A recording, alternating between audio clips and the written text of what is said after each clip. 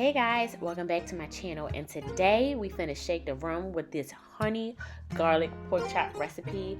It's quick, it's easy, it's so good, it's sticky, it's delicious, and you don't want to miss it. So let's get into this recipe.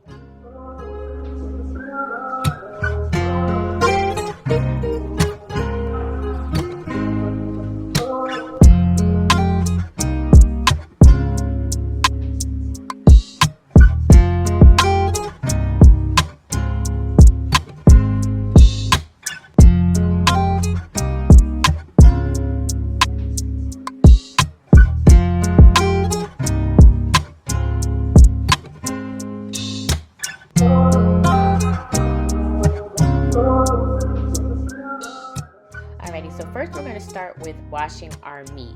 So we did get our pork chops from the local market and they were on sale. And normally when meats are on sale, yes, you get a great deal, but that means that the market is getting close to that unsellable date. So if you do get meat on sale, make sure you cook it that day or the next day. Do not try to freeze this and use it at a later date, like use it ASAP. So at first I let this my pork chops soak with hot water and vinegar for about 10 minutes, and then I drained it all off. And now I'm using piping hot water because my pipes get hot, honey. I'm using piping hot water, and I'm continually rinsing that extra residual blood out of the meat. As you can see, my pork chops started out pink and now they are white because I really took some time and just scored that meat with that hot water and drained that blood out. Alright, so now I'm using a paper towel to pat it dry, and I'm going in with some Creole seasoning. I'm going to use some Lawry's seasoning salt as well. I'm going to use some cayenne pepper, some garlic powder, some black pepper, just to season it up really good. I'm going to do both sides. You want to be careful when it comes to pork chops because this is one unforgiving cut of meat. If you over salt this, there is no coming back from it. Okay, so I would say use a tablespoon of each to get started, and if you feel confident in adding more, then go ahead and add more. But I just want to make a note, high blood pressure is a thing, so please be careful. Okay, so I'm going in with my seasoning on both sides, same seasoning on both sides, and then we're going to get into the flour.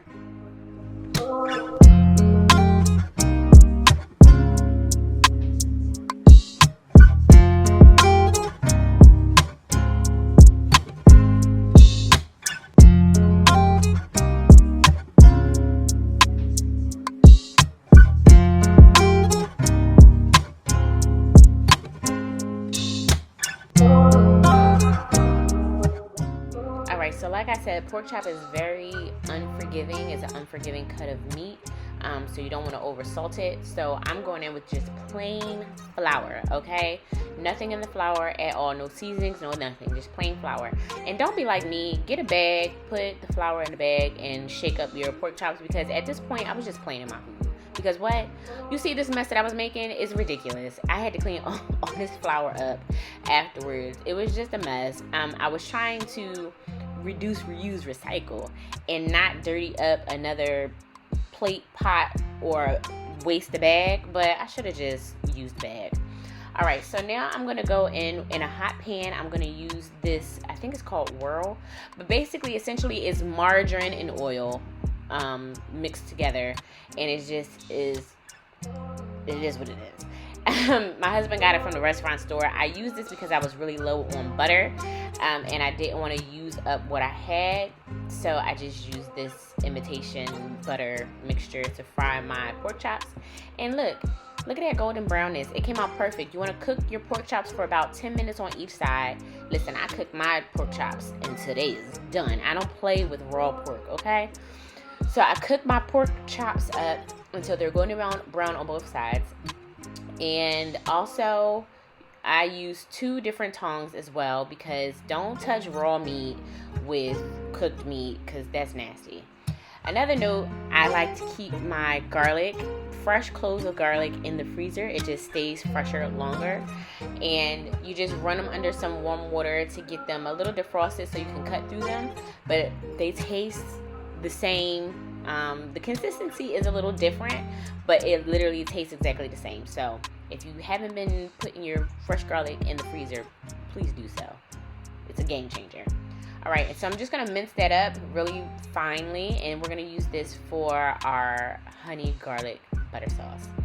All right, so you wanna wait until your pork chops are completely cooled down before you start stockpiling them like I did. The steam will cause that breading to kind of like melt and fall off of your pork chops, and you don't want that. So wait until your pork chops cool down, get room temperature before you pile them all, or even store them in the refrigerator. You wanna wait until they're room temperature or cool to the touch before you put them away. That's how you maintain your pork chop skin or your fried skin. So now I'm going in with a half stick of butter. I'm going in with about a tablespoon and a half of minced garlic. Use your jar of minced garlic if that's what you have, but I prefer fresh garlic. It just tastes different. I'm going in with 2 tablespoons of honey and about 1.5 heaping tablespoons of brown sugar. That brown sugar molasses just gives it a nice depth of flavor. I'm going in with some red pepper flakes to give it a little bit of heat, and some parsley, because dried parsley don't really taste like much. You can use fresh parsley. You know what? Don't use fresh parsley. The flavor profile would just be too much in my opinion. So use dried parsley because we just want it for the color anyway, you know? So, and then I'm going in with a teaspoon of Creole seasoning just to balance out all that sweetness. You don't want that sweet honey to overpower your pork chops. You want to kind of like you want the flavors to kind of like marry each other. You know what I mean? And I feel like that little sprinkle of Creole seasoning does exactly that.